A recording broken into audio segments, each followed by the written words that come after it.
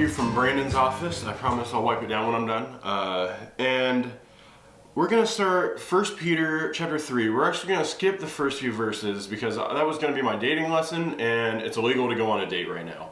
So we're going to go on through and keep looking at how we're supposed to react in the midst of suffering, in the midst of trials. And it gets a little bit more specific here towards us as individuals. So we're going to be looking through chapter 3, verses 8 through 22 this week, starting with just 8 through 12. So let's get reading.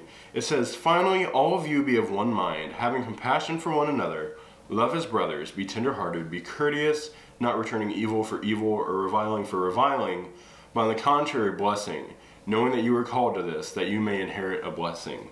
For he who would love life and see good days, let him refrain his tongue from evil, and his lips from speaking deceit. Let him turn away from evil and do good. Let him seek peace and pursue it. For the eyes of the Lord are on the righteous, and his ears are open to their prayers. But the face of the Lord is against those who do evil." So this starts getting more into specifically how can we as believers be working together. Starting at verse 8, "Finally, all of you be of one mind, having compassion for one another, love as brothers, be tenderhearted, be courteous." So when it says one mind, it's talking about unity, one heart. I mean, I'm sure a lot of you have a best friend that you just kind of vibe, you understand each other, you get each other. We are called to start having those kinds of relationships among our Christian community, understanding one another, being graceful with one another, not harboring anger. It's very easy in our community to get out of this, to find something wrong with someone or attack something rather than looking for peace in situations. We are to have one heart. I mean, let's think about it. It says, love as brothers.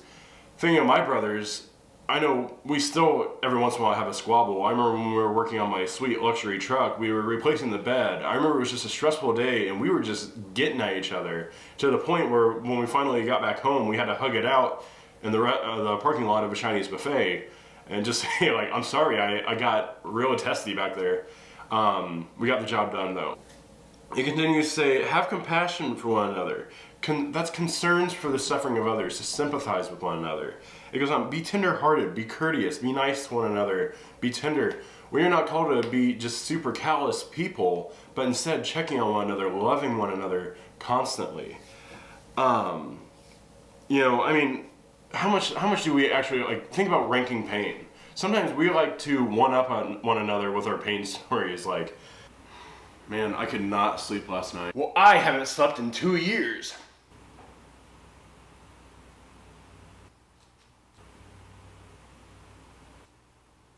So we have to be careful of this. We have to watch out, saying and understanding that each of us are suffering. Each of us have our own life that we are trying to do the best in being there for one another. So why is it easier, and we're going to see this in verse 9, but why is it easier to insult one another than it is to encourage one another? Verse 9 says, "Not returning evil for evil or reviling for reviling, but on the contrary blessing, knowing that you are called to this, that you may inherit a blessing." So this goes back into, this is both believers and non-believers. Think about this. It's so much easier for us to insult one another than compliment. It's natural for us to have, I call it comeback culture, where we not naturally want to roast somebody instead of encouraging one another. And it's easier, it's less awkward somehow, even though that's the opposite of what we were called to do.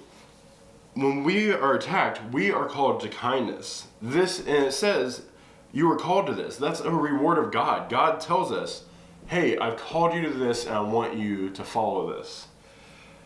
Then it goes, to prove this point, it uses a passage from Psalm 34. It takes an excerpt from there.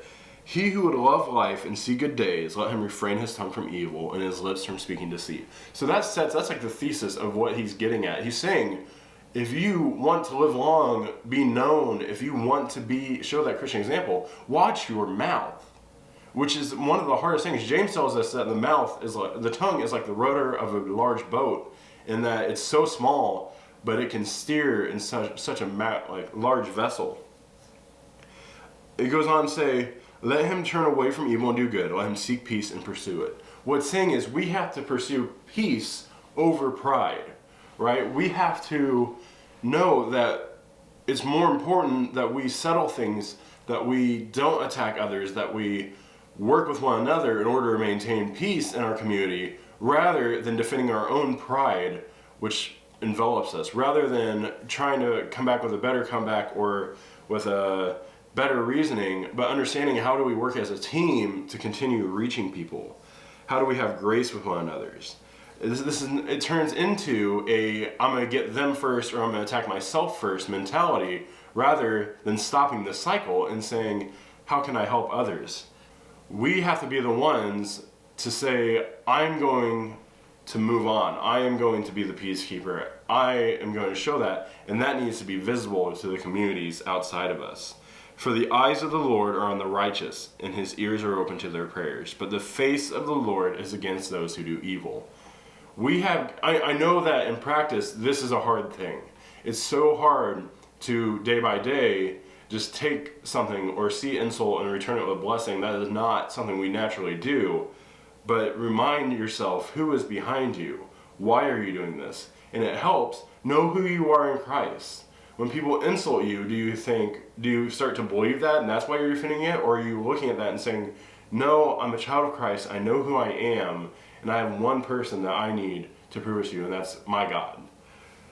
So to end, do you attack others? Are you a natural person that likes to come back at people and roast people? Do you go to that more than you go to encouragement? When is it hard to control your speech? What situations do you get in where your filter goes off, right? When is it hard to be loving with what we say? And lastly, is there a relationship that you have right now that needs peace? Is there a relationship that you think, wow, I really need to fix that today. I need to get peace with that so that I can go among this mission. We are in a time where it is so important to be checking on one another, to be loving one another. Don't let some petty squabble get in the way. This is just the beginning of this passage we're going to be going through. I hope this is helpful to you guys. Again, I'm continuing to pray for you. If you need anything, reach out to me. But until then, I'll see you Wednesday.